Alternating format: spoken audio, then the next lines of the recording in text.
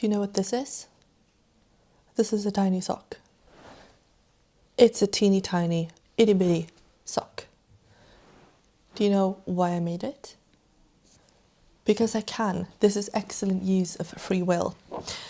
And I didn't just make one sock, I made a bunch of them. Because I have plans for a fun Christmas decoration with itty bitty tiny socks. To be able to do that, however, I need to have a bunch of tiny socks. So, my name is Elizabeth. I am a knitter from Sweden.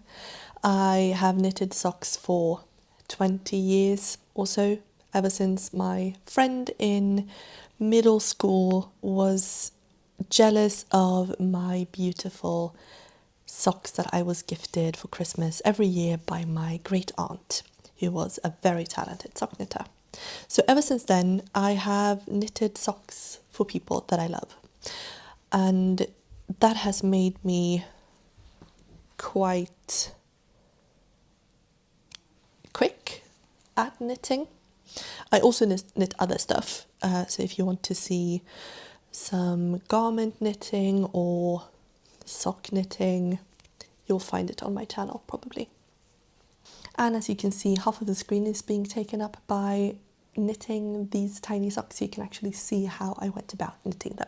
But I now, the last few months, have had a fascination with different sock projects. So I have made a pair of really large socks for my father. I have made a pair of smaller socks for my youngest nibbling. I've made socks. Where did the tiny sock go? I've made a bunch of socks, but I figured why not make absolutely teeny tiny socks? And then I saw that Summer Lee has a pattern for a sock garland, and I love that idea. Socks as little ornaments. Beautiful idea. So I said, I know how to knit a sock. I have a sock recipe. Why not just make it tiny? So I did use my usual sock logic on how long to knit the shaft and how to make the heel flap and gusset, how to then decrease for the toe, and so on and so forth, but in a tiny version. I knitted the socks with my sock scraps because knitting socks is a very inexpensive hobby. It can be a very inexpensive hobby, but I rarely manage to knit like a perfect skeins worth of a sock. So I often end up with small scraps of sock yarn. Hang on, didn't finish the second one there.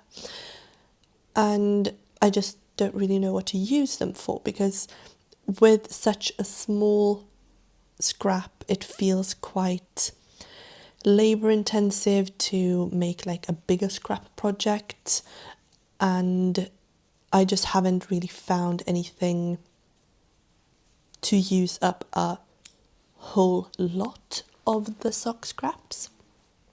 But I had a few balls of multicolored sock yarn that was just, this big a ball, and I knew that I wasn't going to use them for anything because it's such a small scrap of yarn.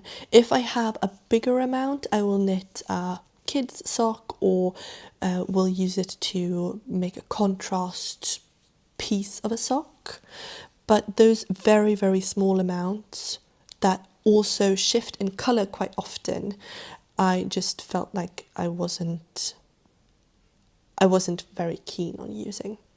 So I picked out some of those balls and got knitting. I used my double pointed needle set on a 2mm needle size to get a very tight gauge, because I want these to sort of hold their shape. So not really a sock texture, but more of a slipper texture. So they don't sort of collapse into themselves, but hold their shape. And I got knitting. So the first one that I knitted was the tiniest one. This one is a 12 stitch, I think, yeah, circumference. I started with 2 or 3 rounds of 1x1 rib, and then knit the heel flap and gusset and a tiny sock with a tiny toe decrease portion. And I thought that this is very cute, but it's too small, and the rib sort of cinches in where I don't really need it to cinch in. So then I went up a size to a 16 circumference and got this size instead. So you can see the size difference is quite big. I was never really planning on going larger than this, because larger than this I think would lean more into baby sock territory, and I want this to be a cute Christmas ornament. I don't want it to be a, oh, are they expecting a baby, because we are definitely not, territory. So miniature but not evoking baby feelings was what I was going for. And I found the project quite fun. I have now finished, I mean, you saw a handful of the socks. I will probably get around to knitting a few more, because they are very quick to knit. I can manage a pair in a short break at work, or I'll knit on a shorter commute. Hang on, I'll show you what it looks like. It's quite fiddly, of course, with the DPNs, but it is such a small circumference, so it just goes super quick. And then it's time for the heel flap and gusset, which is also super quick. And then it's time for the toe, which is also super quick. And this yarn, hang on, which ones were from the same? I think that these socks and this one are from the same ball of yarn.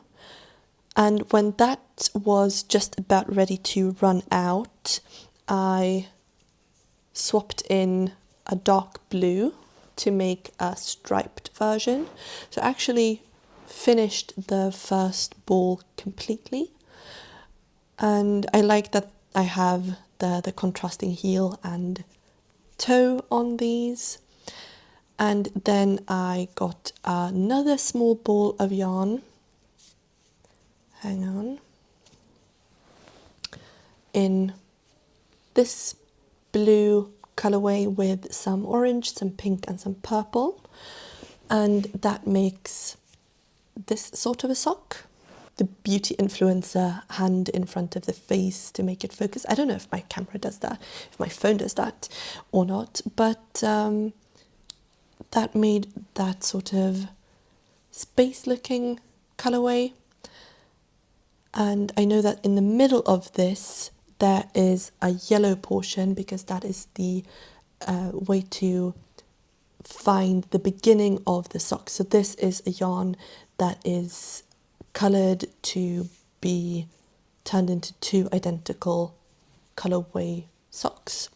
So it starts with a very bright yellow portion, so you know where to start casting on your stitches after the yellow portion is finished.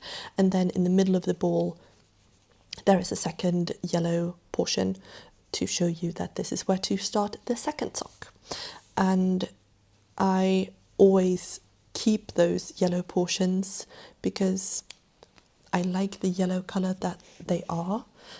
And I also find it quite useful to have a very loud yellow in my arsenal. So if I want to do some duplicate stitching, or if I just need a little bit of very, very loud yellow, I know that I can go back to my perfect colour socks and find that in the middle.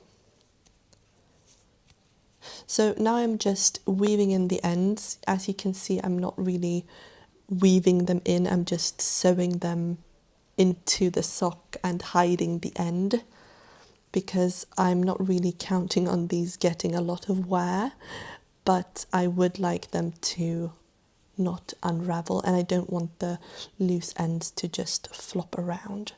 So it's not really a very neat job on the inside. You can see that I just pushed my needle through, catching a few of the pearl bumps on the inside so the needle is secure, and then just pulling it through, then sort of adjusting and cutting the yarn, being careful not to cut up the sock. Okay, so I think that was the last one that I actually have finished. So I have 2, 4, 6, 8 tiny socks. So these are not the most Christmassy colours. I realised that too, but I wasn't really aiming for classic Christmas either for these. I want them to look like tiny socks, just socks that are tiny, that happen to be tiny, that aren't necessarily just Christmas socks, but they are actually just teeny tiny socks. And what I have planned for these is to pin them to a Christmas wreath to hang on the door, because how cute would that be? It would say, welcome, this is a Christmas celebrating household, first of all. This is a household of people who have whimsy, and this is a sock-wearing household. So I would like for my guests to be welcomed by that when they get here during the month of December. It would be even more amazing, granted, if I had knitted the entire wreath, but I do not have time for that this year. I might bookmark that idea mentally for next year, but it's not going to happen this year. So I am on to knitting the next pair, or the next single sock for my wreath. I will probably knit a few more of these, and if you want to, you can click right here and that will take you to the video where I actually assemble this wreath with the tiny socks. If you like the video, click right here and that will subscribe you to my channel. And if you're already subscribed or not, but you like the video, please click the like button. Thank you so much for watching. I hope you enjoyed it, and I will see you tomorrow for my next video. Bye.